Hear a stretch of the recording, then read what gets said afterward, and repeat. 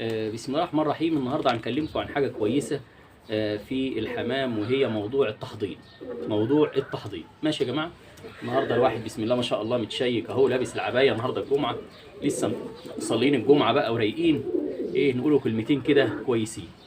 بص يا معلم، بالنسبه لموضوع التحضير في الحمام، يعني ايه تحضير وازاي انا انفذه، وبيتنفذ على الحمام كل انواع الحمام ولا نوع معين؟ التحضير يعني انت بيبقى عندك جوز غالي وبتجيب له 3 جواز من الحمام الرخيص يخدموا عليهم. بالراحه كده معايا، خليك خطوه خطوه، خصوصا الجماعه الجماعه الجداد معانا.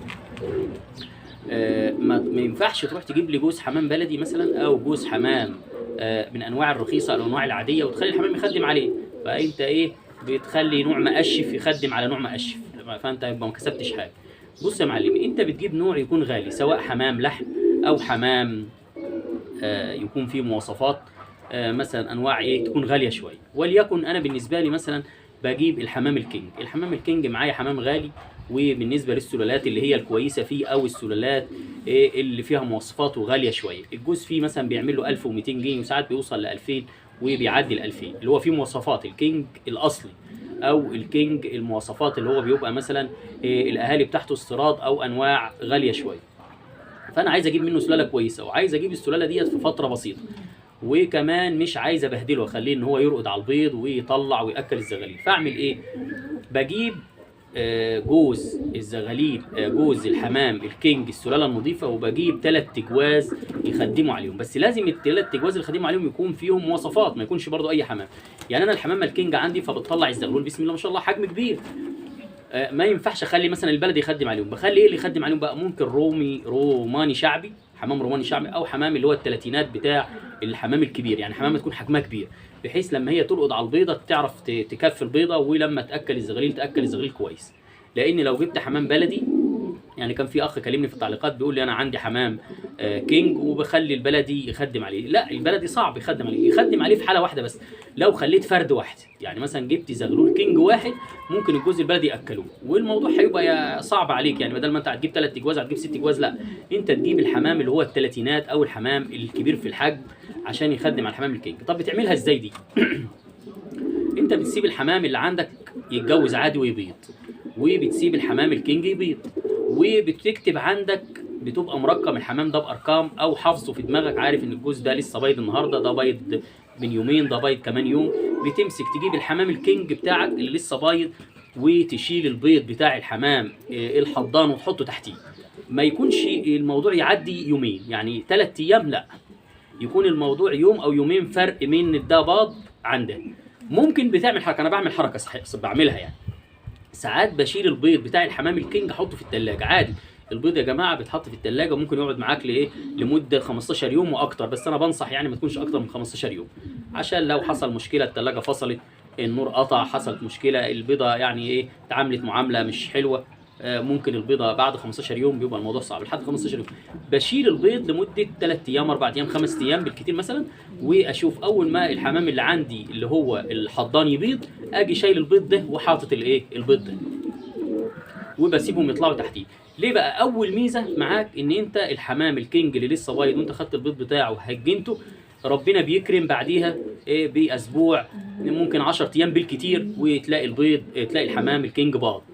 يبقى هو بدل ما كان هيرقد على البيض لسه 21 يوم، ولسه هياكل الزغاليل، ولسه هيبيض يديك 45 يوم وساعات 50 يوم، لا، هو بعد 10 ايام باض. باخد برضه جوز الزغاليل دول، جوز البيض دول، وحطهم تحت الحضان الثاني، وبنفس الوقت بحطهم تحت الحضان الثالث. يبقى انا خدت في خلال شهر او شهر وحاجه بسيطه، خدت 6 حصوات او 6 بيضات من تحت جوز الكينج، وحضنتهم تحت حمام من اللي هو الحمام العادي. الحمام العادي مثلا الجوز بتاعه يعمل 150 جنيه 120 جنيه 200 جنيه بالكتير، لا، فانا بحط بيض جوز حمام غالي ممكن يعمل له يعدي ال 1000 جنيه 1200 1000 ونص كمان.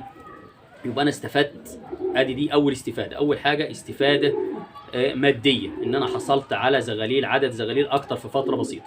تاني استفاده، ان انا بريح الحمام الكينج من الرقدان على البيض والتصغيط اللي هو الزق. ليه بقى؟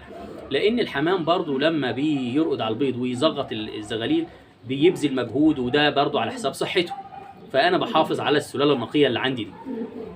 بس برضو كل فتره، ممكن كل 3 تجواز او 4 تجواز اسيبه يرقد على جوز كده عشان اخلي عنده موضوع الحنيه والموضوع الفطره اللي ربنا خلقه عليها، برضه ما اقعدش اخد احلبه كده. من الحاجات برضه اللي لازم تعملها لما تشغل الحمام الحضان ان انت ما تهتمش بالحمام الاصلي وتسيب الحمام الحضان. يعني انا مثلا بدي الحمام الكينج بتاعي فيتامينات وكالسيوم وبديله ادويه، بدي الحضان برضه نفس النظام، لان الحضان بتاعك لو ما كانش كويس مش هيظبط معاك الحمام الزغاليل وممكن ينقل لهم امراض وممكن يعني هتلاقي فيه مشاكل. فلازم ان انت سواء تعتني بده، لازم تعتني بده، يعني يكون عندك ضمير. 2 يا جماعه، 2 في حياتك ما يناموش ابدا، لو ناموا هيحصل لك مشاكل. اول حاجه ضميرك، وحاجه تانية بقى مش مشكله اولى.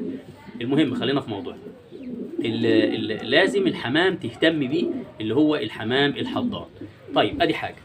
الحاجه الثانيه بالنسبه للحمام الكينج، انا كده بحلبه شغل، بحلبه يعني باخد منه في الشهر 6 حصوات، ما سيبوش بقى ياكل كده وخلاص، لا لازم تبقى كلفه متوازنه، وبعوض ده بالكالسيوم وبعوضه بالاملاح، لازم ان انا اعوضه، لان انا لو خدت برده من النتايه الكينج خدت منها 6 حصوات في الشهر، هي كده برده بتبذل مجهود، والذكر بيقعد يكسر، بدل ما كان هيكسر في الشهر هي فتره بسيطه يومين 3 هيكسر 3 4 مرات، فده اجهاد على الذكر واجهاد على النتايه.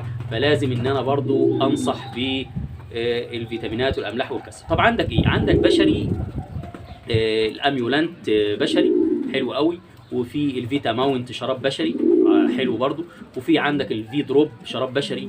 ولو الدنيا اسودت معاك خالص شوف فيتامين عند العيال ما خدوهوش، خدوا نص الازازه وسابوها. فيتامينات، بص اي فيتامينات واي املاح واي كالسيوم، اي مصدر بشري عادي يخش معاك للحمام، بس ما يكونش ان هو انت يعني سيبته مفتوح فتره كتيره او باظ او كده. يعني العيال عندك مثلا كانوا الاطفال بياخدوا دواء في فيتامين، كل الدكاتره بتكتب للاطفال فيتامينات وكالسيوم وحاجات من ديت، فيتامين ب مثلا اللي هو فيتامين مجموعات ب المركبه، بيكتب على في دروب، بيكتب على اي ادويه، حاول ان انت تاخدها اول شويه اللي باقيين منهم من البيت، ما ترموهمش، خدهم واستخدمهم في الحمام. طب الاستخدام ازاي؟ ما تكترش عن 5 سم على الرجل.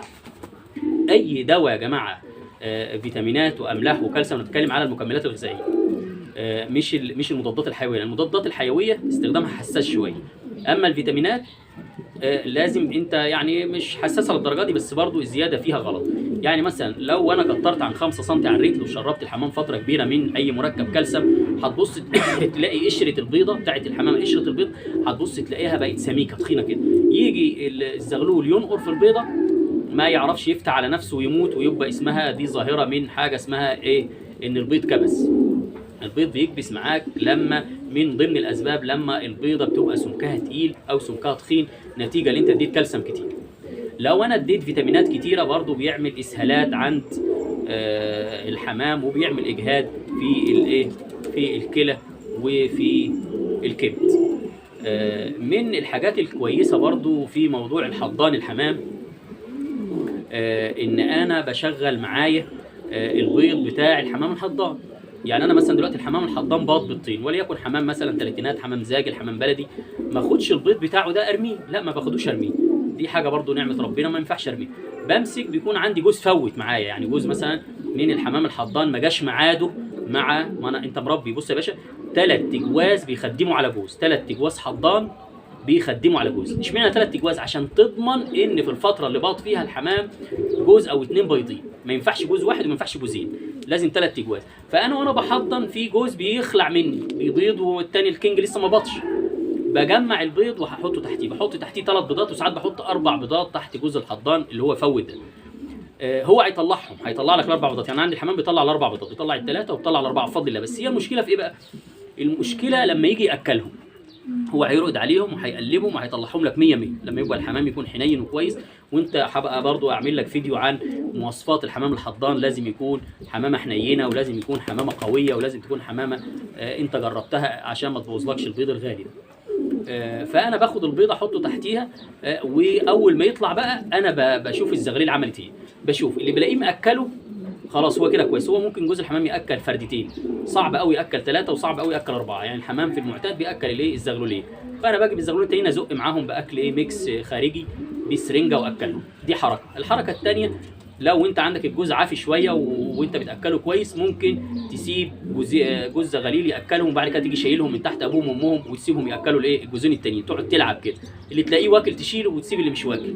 المهم ان انت ساعه ما تمشي من قدام الحمام لازم يكون الحمام الزغاليل دي تكون واكله كلها، لو مش واكله هتموت معاك. بمسك بقى ابيح اكلهم، ابيعهم على اساس ان هو حمام بلدي. المهم ان انا مرميش البيض بتاع الحمام الحضان. ده تقريبا ان شاء الله جمعنا كل الحاجات المتعلقه بالحضان، ويعني ايه حمام حضان، ويعني ايه ان انا احضن ايه الحمام. لو عجبك الفيديو حاول تشترك في القناه عشان اعمل لك ان شاء الله شويه فيديوهات كويسه، وحاول ترزع اي لايك كده حسسني ان انت حي. والسلام عليكم ورحمه الله.